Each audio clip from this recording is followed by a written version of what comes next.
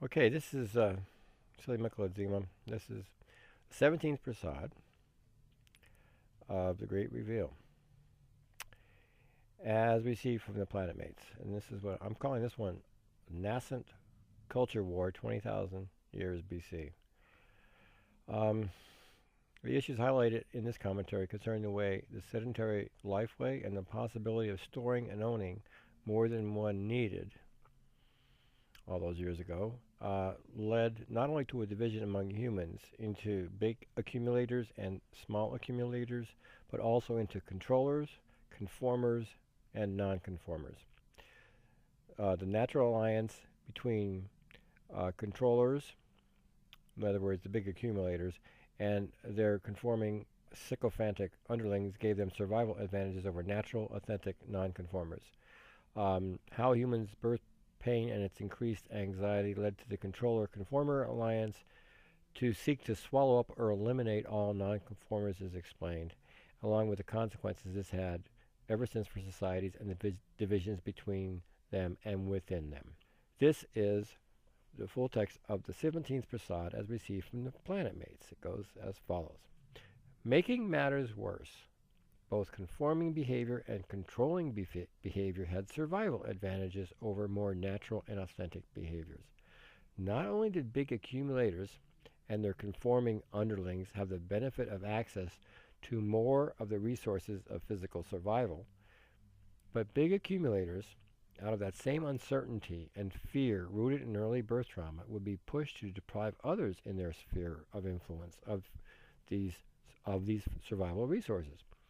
Big accumulators could do this because they derived excessive strength and power, combining their own power with the power of their conforming underlings. Big accumulators would do this because their crazed brains saw no end to their fear of deprivation, got no relief from their blown-up fear of uncertainty, hardship, pain, and struggle, and saw no end to their desire to drive others into states of deprivation that would make them more amenable to control and to also becoming conforming underlings, doing their bidding and serving the ends not of themselves, but of their high accumulating overlords. So, that's the 17th Prasad as delivered by the Planetmates. And I will provide my paraphrase, elaboration, abstract of it. Again. Over time, there was increased pressure on small accumulators. Those who were more conservative in seeking to choose richness of life experience over possession of things became fewer for several reasons. One reason was that among small accumulators,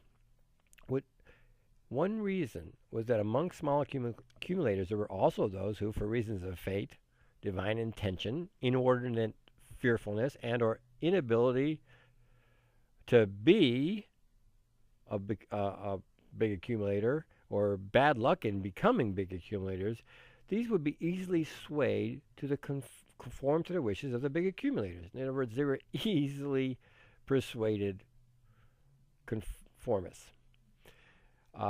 These conformers would become solid, albeit often sycophantic, allies with the big accumulators or controllers. And these together would dominate in the struggle for resources over those small accumulators who sought to hang on to more natural and authentic behaviors and lives.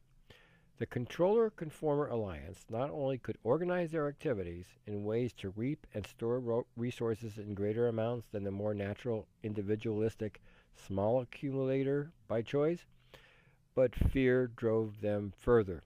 The big accumulators, we'll start calling them the controllers, shared something with the conformers, an excessive fear, again from that early birth trauma, of lack of resources and its ultimate consequence, death.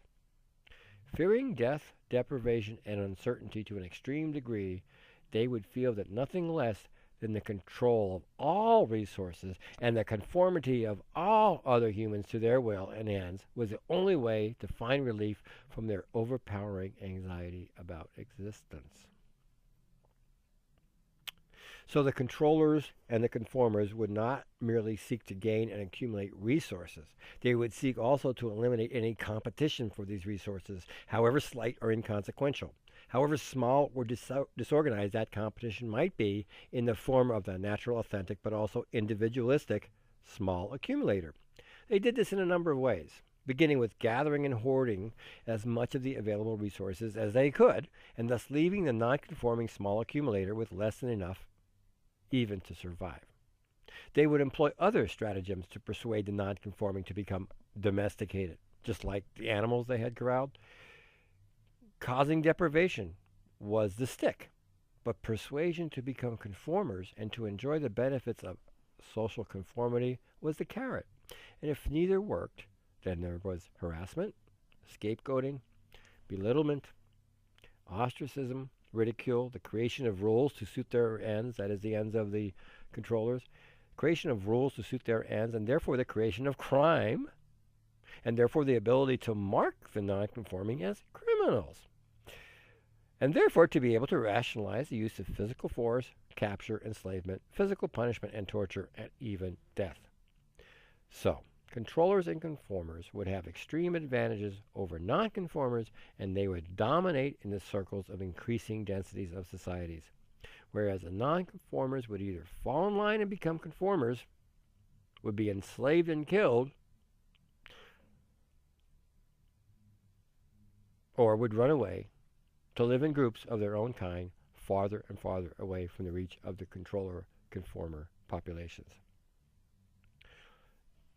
Now, that's my paraphrase of what they said, but what I'm seeing in this is that it explains how we would have societies and, quote, civilizations, and why we also would have people who are separate from them, and they would be living their own individual lives in tribes. They would have indigenous cultures all over the world who basically had, in order to be themselves, split off from big societies where they would have to conform. And in these, as I've studied anthropology, there are good societies, bad societies. They experimenting with everything, all kinds of ways of being human. So that some of them in non-conforming were non-conforming in a way that they were actually more criminal. Some of them in non-conforming were being more authentic and natural than they could be in a society. So we see all the extremes of the ways people can be in throughout the world. But basically, in what we see in civilization is this thing that took over, where when people could accumulate stuff, then they could therefore control others, make rules, make people good people, make people bad people, put people, have hierarchies, and so on. And it all began with becoming sedentary. So, it's enough for the 17th Prasad. This is SillyMickel Adzema. I'm out.